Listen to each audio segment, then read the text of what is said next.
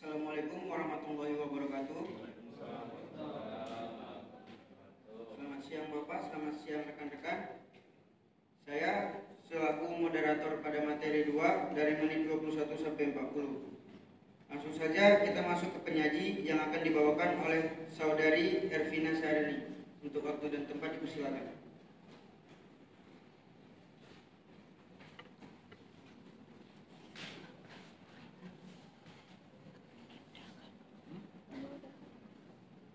Izin Bapak, izin rekan-rekan, saya di sini akan membacakan beberapa poin yang saya dapat dari materi menit 21 sampai 40.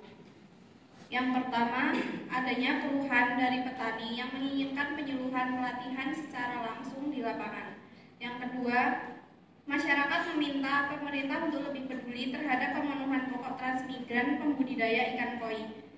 3. Kesejahteraan ekonomi yang diperoleh dari peningkatan pendapatan digerus oleh gaya hidup konsumtif. 4. Pengadaan pasar ikan koi bertujuan untuk menarik produksi-produksi dari luar daerah guna memenuhi permintaan yang masuk. Yang kelima, transmigrasi dilakukan untuk meratakan kesejahteraan serta pembangunan wilayah dengan menggunakan reforma agraria melalui 2 skema, yaitu penataan akses dan penataan aset. Terima kasih untuk penyaji. Lalu kita masuk ke pembahas 1 yang akan dibawakan oleh Saudara Dias Valdevi Ramadan. Untuk waktu dan tempat dipersilakan.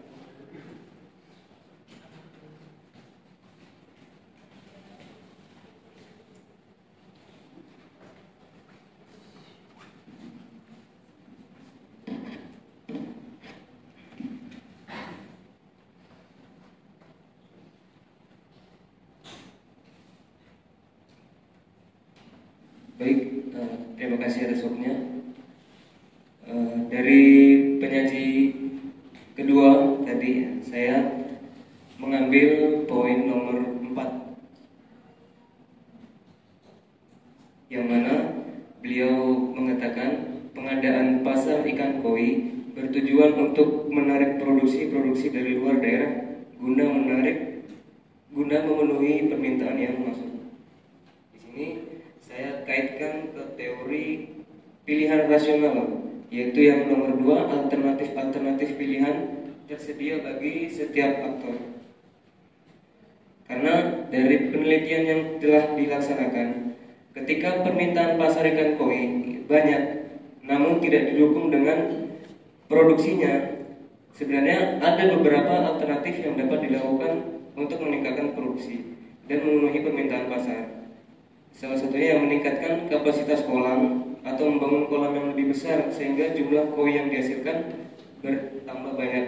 Kemudian yang kedua adalah cara alternatif optimasi pemeliharaan, yang mana pemberian pakan yang berkualitas seperti menggunakan hormon ovaprim yang mana membuat nutrisi ikan koi atau telur bertambah. Kemudian bisa juga dengan alternatif peningkatan kualitas indukan, mencari indukan yang berkualitas sehingga anakan yang dihasilkan berkualitas juga dan banyak.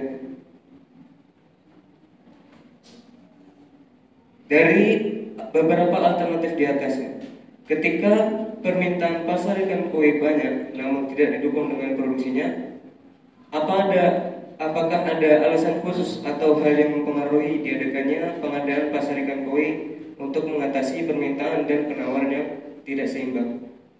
Mengapa harus dengan menggunakan pengadaan pasar ikan koi? Terima kasih. Ya, terima kasih untuk pembahas 1. Lalu saya kembalikan ke penyaji untuk memberikan tanggapan dari pembahas 1.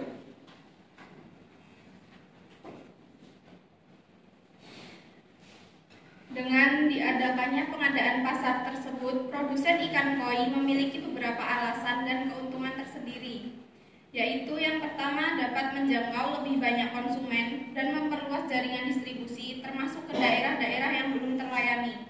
Yang kedua, harga jual yang tinggi untuk ikan koi berkualitas juga mendorong peternak luar daerah untuk berpartisipasi dalam pasar tersebut. Yang ketiga, meningkatkan ekspor ikan koi ke negara-negara lain. Yang keempat, membangun jaringan pelanggan melalui pameran acara ikan koi dan media sosial untuk meningkatkan penjualan dan mempromosikan produk ikan koi tersebut. Dengan demikian, pengadaan pasar ikan koi bertujuan untuk menarik produksi-produksi dari luar daerah untuk memenuhi permintaan yang masuk karena potensi pasar yang luas, harga jual yang tinggi, dan kemampuan menghasilkan varietas yang unik. Terima kasih untuk penyaji atas tanggapannya. Lalu masuk ke pembahas 2, yaitu Saudara Muhammad Haikal Aulia Rizky. Untuk waktu dan tempat kami persilakan.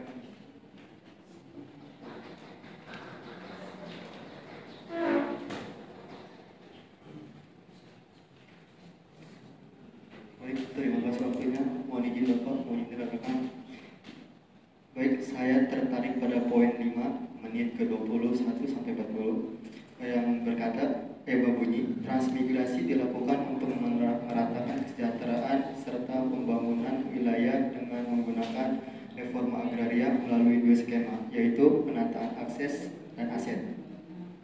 Baik, di sini saya menggunakan teori pertukaran sosial. Dengan substansi teori, suatu tindakan dilakukan bila mendapatkan reward, ganjaran, atau benefit, manfaat, atau keuntungan. Mengapa saya mengambil teori pertukaran sosial? Dikarenakan segala sesuatu pasti ada sebab dan akibatnya. Adanya kesejahteraan serta pembangunan infrastruktur wilayah dikarenakan adanya reforma agraria dalam penataan akses dan aset yang berdampak pada kesejahteraan masyarakat. Dalam substansinya, masyarakat mendapatkan keuntungan dan manfaat dikarenakan adanya proses reforma agraria dalam penataan akses dan aset yang dilihat dari perkembangan infrastruktur wilayah. Sekian.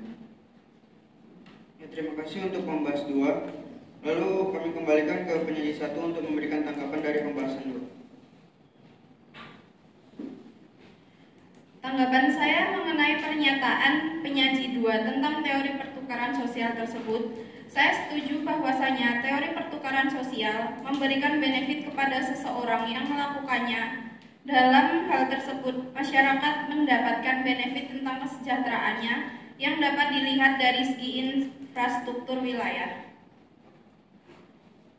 Ya, terima kasih untuk penyaji atas tanggapannya. Selanjutnya, sampai ke penghujung acara, saya sebagai moderator mundur diri. Assalamualaikum warahmatullahi wabarakatuh.